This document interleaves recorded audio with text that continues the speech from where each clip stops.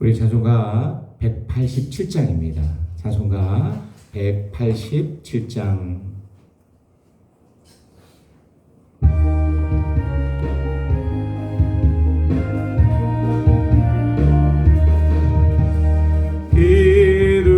비둘기같이 온유한 은혜의 성령 오셔서 거친 맘 어루 만지사 위로와 평화 주소서. 진리와 빛을 비추사 주의 길 바로 걸으며 주님을 옆에 모시고 경건히 살게 하소서. 주님과 동행하면서 거룩한 길로 행하며 진리의 예수 붙잡고 길 잃지 않게 하소서. 연약한 나를 도우사 하나님 나라에 이르러 주님의 품에 함기는 영원한 안식 주소서.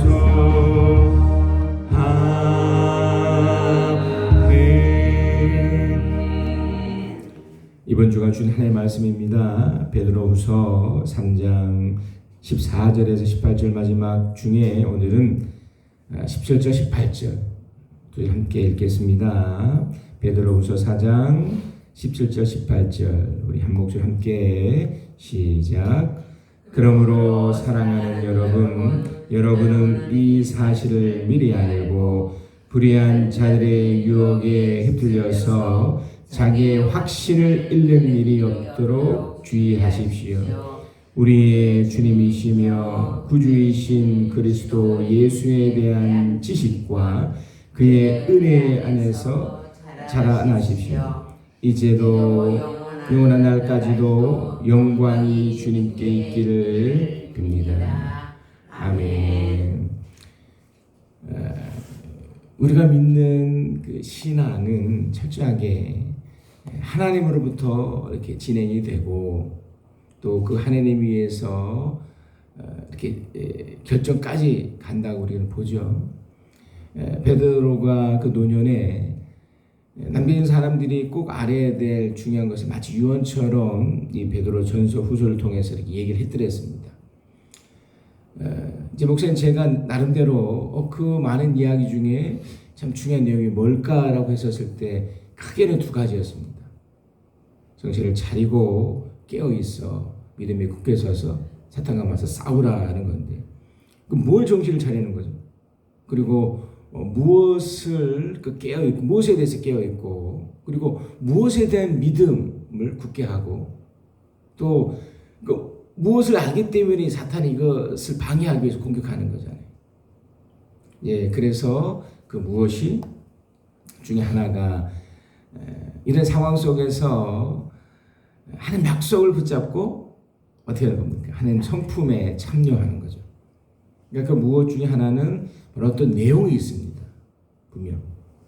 그리고 이제 또 하나의 마지막이 되는 그 내용이 바로 이겁니다. 세상에 마지막이 있다. 하나님 날이 있는데 그 날을 기억하고. 왜 기억합니까? 그러니까 이전에 해왔던 하나님의 은혜의 방식이 있어요. 도와주심이 있었던 거죠. 그것을 기억하고 그리고 이것이 하나님 날이라는 걸 통해서 결국 나타나집니다. 우리도 인생의 육체적 마지막에 생기고 이 땅에 진행되는 모든 것들도 다 디데이가 있단 말입니다. 어떤 누가 이 코로나 같은 이런 일들이 있을 거라 예상을 했겠습니까? 그러나 성경은 이런 것마저도 막 특정 지어서 이거다라고 이렇게 하진 않았지만 분명히 우리 선지서를 통해서도 계속해서 확인을 받았죠. 앞으로 이런 하나님의 신방 같은 일들이 있을 것인데, 그래서 우리는 기다립니다. 뭘 기다립니까? 하나님이 이것을 역정시킬 것을 또한 기다리고, 어떤 근거로요? 신앙적 그 태도가 어떠함에 따라서. 그래서 이런 내용들을 기억하고 기다리면서 힘을 쓰는 겁니다. 이게 나름대로 베드로가 우리들에게 하고 싶었던 이야기죠. 근데 이제 이 내용들을 전체적으로 오늘 본문에서는 아주 중요한 한 가지 단어로 나름대로 이렇게 진단과 어떤 결론을 냅니다. 그게 17절이에요. 그러므로 사랑하는 여러분, 여러분은 이 사실을 미리 알고, 이 사실이라는 게 바로 이 모든 내용들이에요. 이 내용들 중에서 무엇을 위해 정신을 차리고 그 무엇, 그리고 하나님 약속이 얼마나 강력한가. 그래서 하나님 성품에 참여하도록, 그 따뜻함을 유지하도록 막 몸부림치고 있다면 이미 알고 있는 이 디데이, 이 하나님의 날에 대한 이해가 생기고, 그래서 이제 기다릴 수 있고 또 기억해내고, 그래서 힘을 이렇게 쓰면 이 사실로 인해서 아주 중요한 무언가가 딱 드러나게 돼요. 그게 바로 여러분 이 사실을 미리 알고 불의한 자들의 유혹에 휩쓸려서 끊임없이 이제 사탄이 또는 우리 스스로가 이렇지 않다라고 계속 유혹을 받게 돼 있거든요. 아니야, 신앙 이거 가짜야, 이거 소용없어, 이런 식으로 계속 오는데, 유혹에 휩쓸려서 자기의 확신이라는 말이에요. 세번역에서는 자기의 확신을 잃는 일이 없도록 주의하십시오. 그리고 확신이라는 겁니다. 확신. 제가 이제 나름대로 이제 이번 주 설교 이제 예수 그리스도의 기적 또 치유에 관련된 것을 이렇게 준비를 하면서 어떤 이제 자료를 이렇게 연구하던 중에 또 재미있는 그 내용을 제가 발견했는데요. 이제 심리학자가 이런 실험을 했답니다. 물론 이제 그 실험을 당하는 쪽 이제 어떤 강아지를 놓고 이렇게 했기 때문에 좀 구조 속에 있을 수 있겠지만, 하여간 어떤 심리 테스트를 위해서 이게 반복적 좌절이라는 말을 쓰더라고요. 심적 용어로. 이게 뭐냐면 계속해서 그 개를 한 곳에 가둬놓고서 계속 정기적 자극을 주는 거예요. 계속 주니까 얼마나 고통스럽겠어요. 근데 그걸 하다가 안 하다가 이런 식으로 계속 끊임없이 반복적으로 주는 겁니다. 그러니까 이 개가 처음에는 막 그 갇힌 곳에서 정기적 자극을 얼마나 고통스럽겠어요. 그러다 일정 시간이 지나니까 자극을 줘도 그 전처럼 반응하지 않는 거예요. 막 낑낑거리고 말고. 그리고 이제 두 번째 실험은 이렇게 반복적인 좌절을 주도록 계속 한 후에 그 문을 열어놨어요. 그러면 이 도망가는 게 맞잖아요. 그런데 이 개가 계속 그냥 낑낑거리기만 하고 도망가지 않는 거예요. 이게 뭐지? 사람도 비슷한 경우라는 거죠. 그러니까 계속적인 어려움, 엎친데 덮친데 받아버리면 그렇게 자기 자신을 여긴다는 겁니다. 그 여기는 것에서는 크게 두 가지래요. 하나는 그 여겨지는 것을 통해서 무조건 남을 탓을 해요. 에이, 그럼 그렇지, 저 사람이 잘못해서 그래. 그러니까 비록 그 강아지지만 그 틀 안에서 갇혀있는 이 개가 충분히 남을 탓하거나 또는 자기 자신, 이렇게 헤쳐나가지 못하는 자기 자신마저도 어떻게 합니까? 실망해버려요. 그러니까 탈출구가 열려 있어도 포기를 하는 거예요, 아예. 아주 재밌는 실험이죠. 그런데 이런 개들을 한 10마리를 놓고 똑같은 실험을 했는데 놀라운 것은 그 중에 한 마리 또는 두 마리 정도는 탈출한다 하더라. 이게 나가더라는 거죠. 이게 또 뭐지? 그러니까 10마리 중에 한 8마리는 이렇게 하는데 두 마리는 나가는 거예요. 이 두 마리는 똑같은 좌절을 겪고 있는데도 나가는 거예요.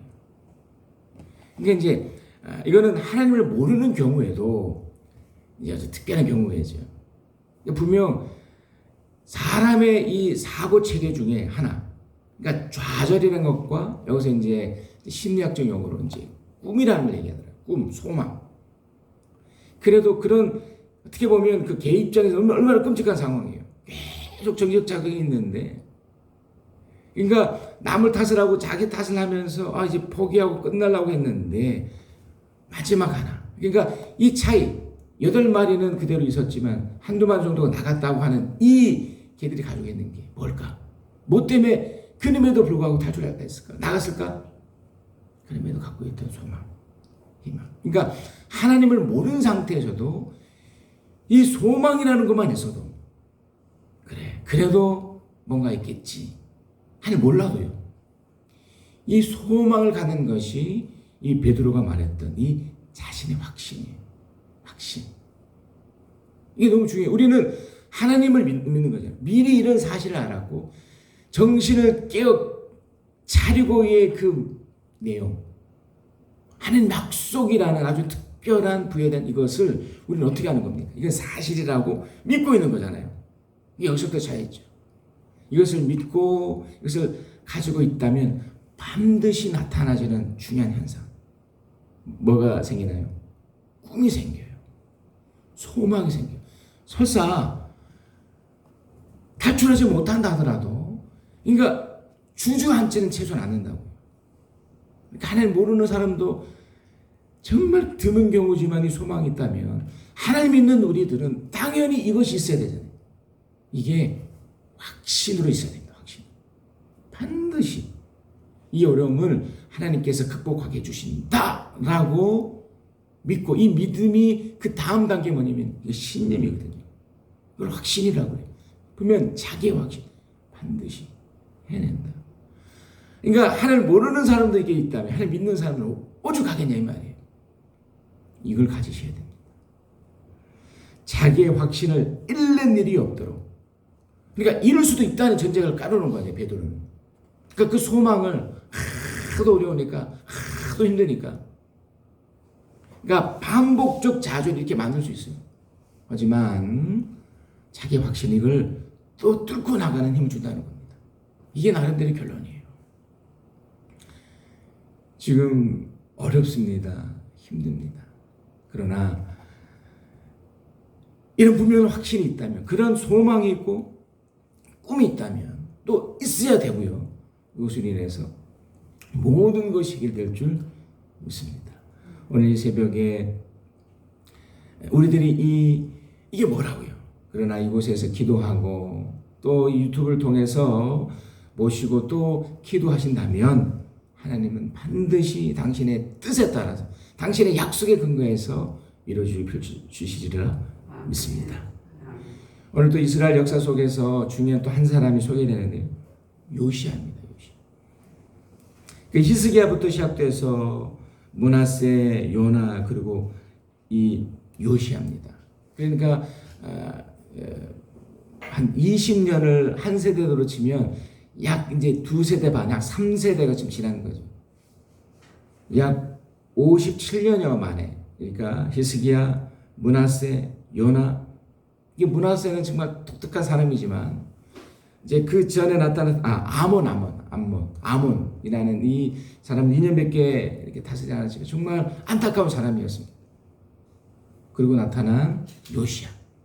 요시아에 관련된 이야기. 31년을 이스라엘을 다스립니다. 그러나 이제 이 베드로의 근거에 대해서 결국 이 요시아가 안타깝게 죽긴 했지만 그는 그 힘든 상황들을 결국 베드로가 말했던 자신의 확신, 하나님의 말씀을 발견하고 깨닫고 그러면서 그걸 가지고 확신 가운데 섰던 친구. 결국 이 마지막에도 그가 39살의 안타까운 나이에 좀 일찍 죽긴 하지만 그것도 사실 저는 뭐 부정적으로 볼 수도 있습니다. 그 전투에 참여하지 않았더라면. 하지만 저는 이렇게 봅니다. 오히려 젊고 그는 강성을 믿었기 때문에 하나님이 도와주시라는 그런 확신이 있었기 때문에 간 게 아닐까. 물론 그 과정에서 좀 해석의 여지가 분명히 있지만 부정적인 부분이 있긴 하지만 이게 중요합니다. 자, 그래서 요시야 삶을 한번 보겠습니다. 그 열왕기하 22장에서 23장과 역대지하 34장 35장 그 비슷한 내용이에요. 비슷한 내용인데 한쪽은 그 당시의 시대적 상황 속에서 보았다면 또 한쪽은 포록 이후에 그러니까 조금 차이가 있긴 해요. 하여간 이 전체적 내용을 중간중간 보면서 우리가 이제 읽겠습니다. 자, 먼저 열왕기하 22장 1절. 요시야는 왕이 되었을 때에 8살이었다. 그는 예루살렘에서 30한 해 동안 다스렸다. 그의 어머니 여디야는 보수가 출신으로 아이다의 딸이요. 요시야는 주님께서 보시고 올바른 하였고 그의 조상 다윗의 모든 길을 본받아 곁글로 빠지지 않았다. 어머니도 그렇고 이걸 태생을 이렇게 얘기한 것은 이게 유대인이냐 아니면 이방에서 왔던 사람이냐 이런 것을 분석하기 위해서고 하여튼 8살이었기 때문에 충분히 아마 그의 어머니가 이렇게 이렇게 도와줌이 있었을 거고요. 우리 모세도 보았지만 분명히 그 이후의 삶을 보면서 느끼겠지만 영향을 준 거예요. 긍정적으로 좋은 영향을 줬다는 볼 수 있습니다. 그런데 요시야가 제18년에 왕은 그러니까 이제 5살 때였으니까 18년이니까 20대 초반이 됐던 거예요. 이때 아살의 아들이요 무슬람의 손자인 사반 서기관을 주님의 성전으로 보내며 지시하였다. 힐기야 대제사장에게 올라가서 백성이 주님의 성전에 바친 헌금 곧 성전 문지기들이 백성으로 모은 돈을 모두 계산하도록 하고 그 돈을 주님의 성전 공사 감독관에 맡겨 일하는 인부들에게 분사하여 주어 주님의 성전에 파손된 것을 수리하게 하시오. 벌써 이 요시야는 중요한 일들을 먼저 시작해요. 비록 20대 초반이었지만 이미 말씀드렸듯이 선한 영향을 누구한테 분명 받았습니다. 그리고서 이 성전이 회복된 것. 그러니까 성전은 지금 어떤 교회라고만 딱 단정 지으면 안 되고 그들의 뿌리가 되는 곳이에요. 삶의 뿌리 또 그 역사의 뿌리가 되는 성전이 하나님과 함께하는 것이지만 이 이스라엘 백성, 특히 유다 백성의 정체성을 이렇게 정립해 아주 중요한 곳이기 때문에. 근데 요시야가 이걸 먼저 깨닫기 시작한 거예요. 이걸 어떻게든 이걸 수리해야 된다. 그래서 이걸 이렇게 고치는 그 과정에서 율법책이 발견을 해요. 자, 10절입니다. 사반 서기관은 왕에게 힐기야 대제사장이 자기에게 책 한 권을 건네주었다고 보고한 다음에 그 책을 왕 앞에서 큰 소리로 읽었다. 그러니까 히스기야 이후에 무려 약 55년 정도의 그 시간이 붕 떠있는 상태였단 말이에요. 근데 그 과정 속에 이 율법책이 발견돼요. 특별히 그의 아버지 세대는 완전히 이것을 못했단 말이에요. 왕이 그 율법책을 마음을 듣고서 애통해하며 자기 옷을 찢었다. 왕은 헬기야 대제사장과 사반의 아들 아야기, 미가야의 아들 약벌과 사반 서기관과 왕의 시종 이사야에게 명령하였다. 그대들은 주님께서 나아가서 나를 대신하여 그리고 이 백성과 온 유다를 대신하여 이번에 발견한 이 두루마기의 말씀에 관하여 주님의 뜻을 여쭈어 보도록 하시오. 우리 조상 이체의 말씀에 복종하지 않냐고 우리들이 지키도록 규정된 이 기록대로 하지 않았으므로 우리에게 내리신 주님의 진노가 크고. 자, 이 요시야 왕도 비록 젊은 나이 어린 나이지만 어떤 사실 하나 알게 됐나요? 하나님의 말씀을 따르지 않을 때, 하나님의 말씀을 듣지 않으려고 해서 하나님을 무시했었을 때 지금 이렇게 어려운 것이 여기에도 이유가 있겠구나라고 발견한 거예요. 놀랍죠. 그리고 그 말대로 다 합니다. 자, 그리고 23장. 그리고 이제 23장에 성전을 수리하고 율법책을 받아 그러니까 이제 정신을 차리고 깨닫게 된 거예요. 그리고 돌이키는 훈련을 하고 구체적인 행동 중에 하나가 바로 그러니까 이방적 요소.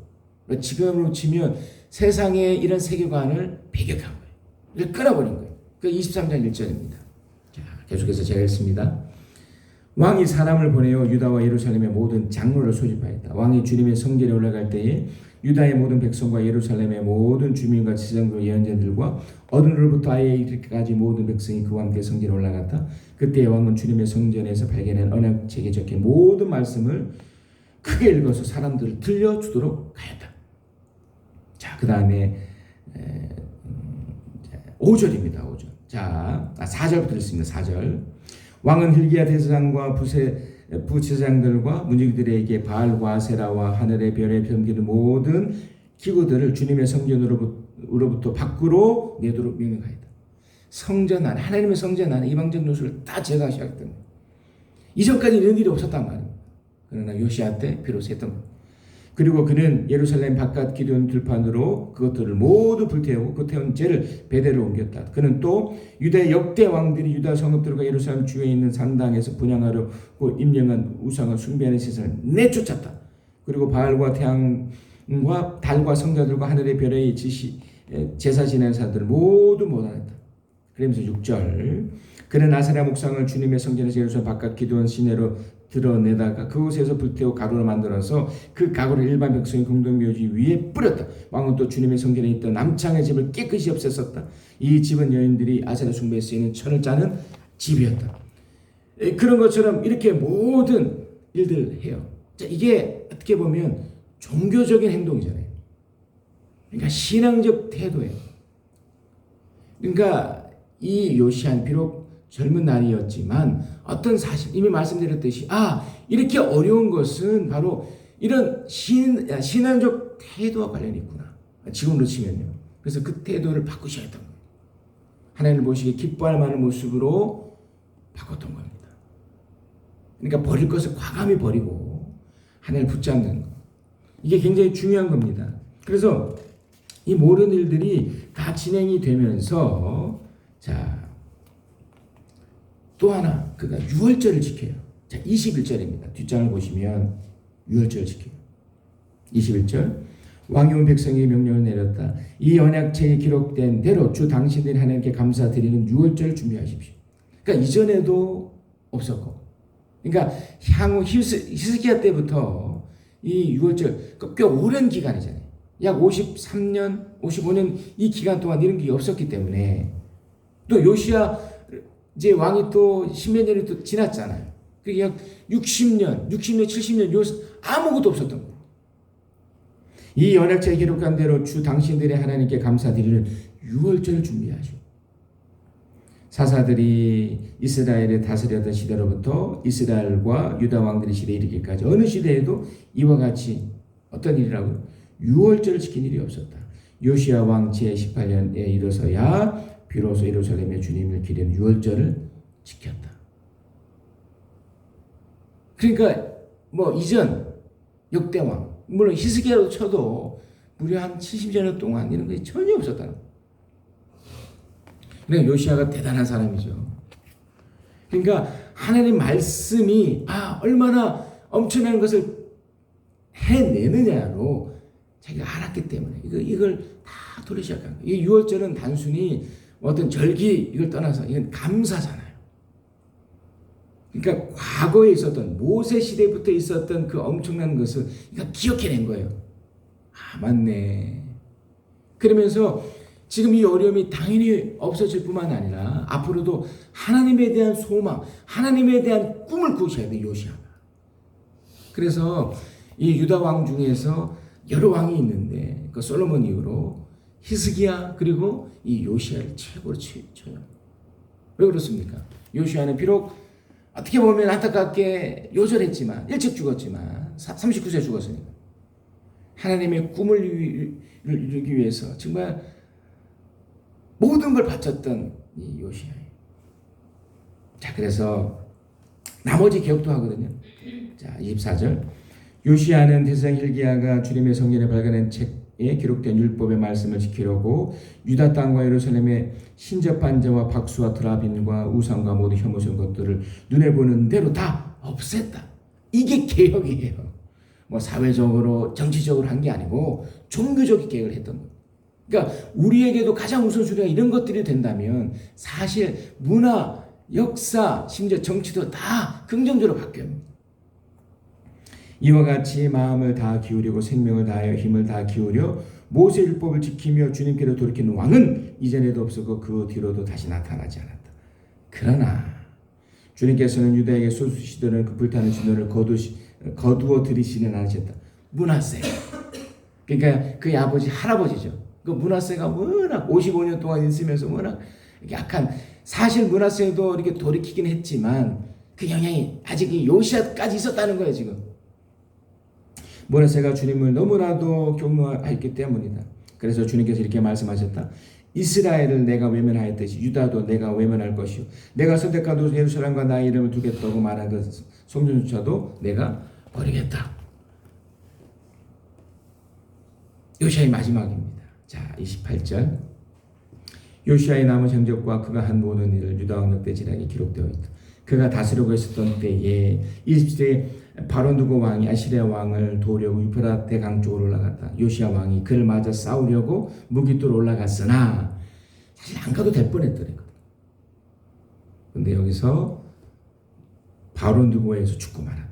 요시아의 신하들은 죽은 왕을 병거에 실어 무기토에서 예루살렘으로 옮겨와서 그의 무덤에 안장하였다. 그 땅의 백성이 요시아의 아들 요호사스를 데려다가 그에게 기름을 붓고 아버지의 뒤를 잇게 하였다.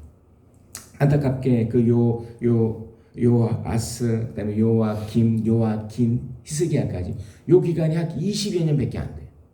그리고 바빌론에서 완벽히 멸망을 당하죠. 그러니까 이게 좀 해석이 뭐 여러 가지일 수 있지만 어떻게 됐든 이 요시야 때문에 어떻게 보면 마지막 기회였던 겁니다. 그는 분명 꿈이 있었습니다. 소망이 있었습니다. 근데 안타깝게 이 역대지야도 비슷한 내용입니다. 역대지야도 자 역대지야 34장도 이제 같은 내용인데 자, 비슷한 패턴입니다. 근데 조금 달라요. 자, 먼저 34장 1절부터 또 제가 했습니다. 요시아가 왕이 되었을 때에 그는 8살이었다. 그는 예루살렘에서 서는 한 해 동안 다스렸다. 그는 주님 보시기에 오랜 일을 하였고 그의 조상 길을 본받아서 오른쪽은 왼쪽으로나 곁길로 벗어나지 않았다. 쭉 비슷하죠. 그리고 종교개혁의 첫 단계로 그 율법책을 발견을 하고 율법에 근거해서 놀라운 일을 합니다. 자, 52페이지에 그 내용 우리가 이미 읽었지만 역대지하에서도 이것을 평가합니다. 자, 29절 34장 29절 요시아가 주님께 순종하기로 하다. 그러니까 열왕기도 그렇고 이 역대지도 그렇고 하나님이 이 요시아에 대한 평가가 이거였어요. 29절 왕이 사람을 보내 유다와 예루살렘의 모든 장로를 불러 모았다. 왕은 주님의 성전에 올라갈 때 유다의 모든 백성과 예루살렘의 주민과 제사장들 레위 사람들과 어른으로부터 아이에 이르기까지 모든 백성을 다 데리고 주님의 성전으로 올라갔다. 그때 왕은 주님의 성전을 발견하는 책에 적힌 모든 말씀을 사람들에게 크게 읽어 들려주도록 하였다. 자, 그리고 이제 역대지하에서만 나타나는 내용이에요. 31절 왕은 자기의 자리에 서서 주님의 따를 것과 마음과 목숨을 다 바쳐 그의 계명과 법도와 규례를 지킬 것과 이 책에 적힌 언약의 말씀을 지킬 것을 맹세하는 언약을 주님 앞에 맺었다. 그러니까 뭐냐면 이 사실 이것이 너무나 중요하다고 그는 인식을 한 거예요. 우리에게도 굉장히 희생한 게 크죠. 아무리 정치적으로 경제적으로 사회 문화적으로 이렇게 어려운 시기 할지라도 하나님 말씀이 얼마나 중요하다고 인식만 하고 32절 왕이 거기에 있는 예루살렘과 베냐민 사람들이 이 언약에 참여하게 하니 예루살렘 주민이 하나님 곧 조상의 하나님이 쓰신 언약을 따랐다.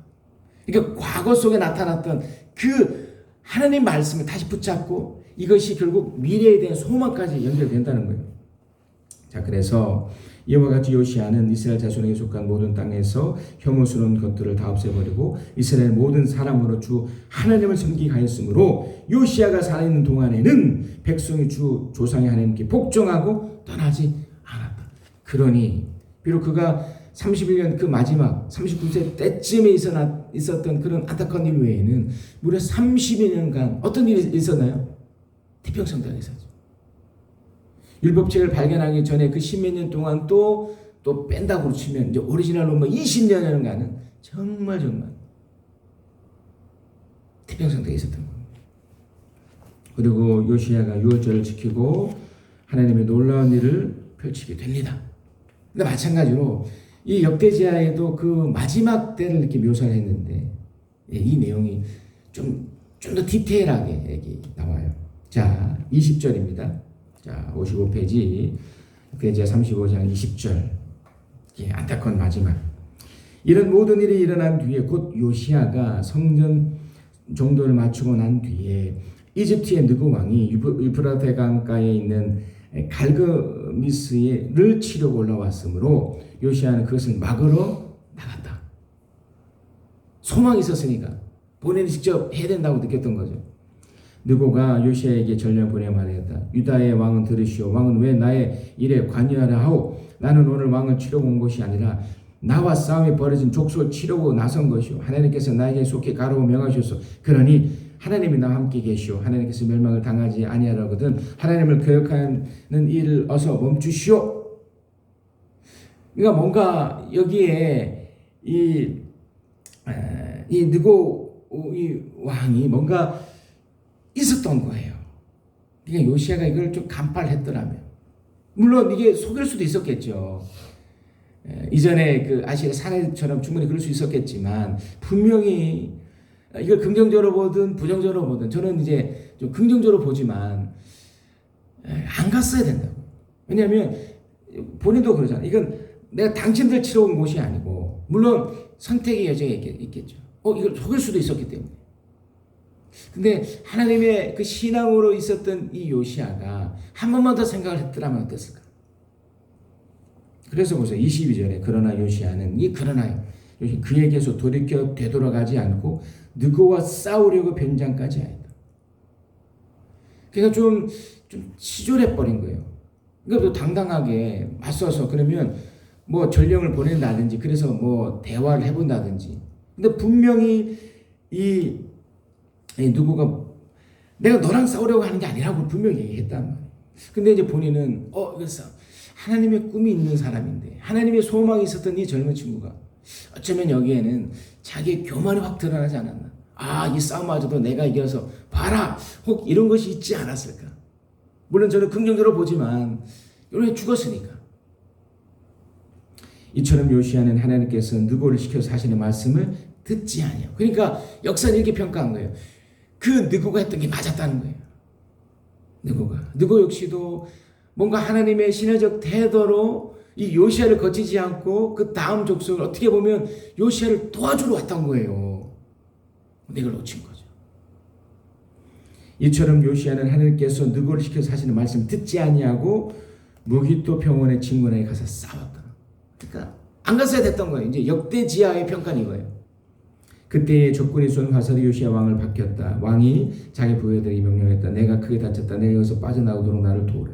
그런 부하들의 부축을 받으면서 자기 병거에 내려 그의 부사관의 병거를 타고 예루살렘으로 돌아와 숨을 거두었다. 사람들이 그를 그 조상들의 묘에 장사했다. 온 유다와 예루살렘이 그의 죽음을 슬퍼하였다.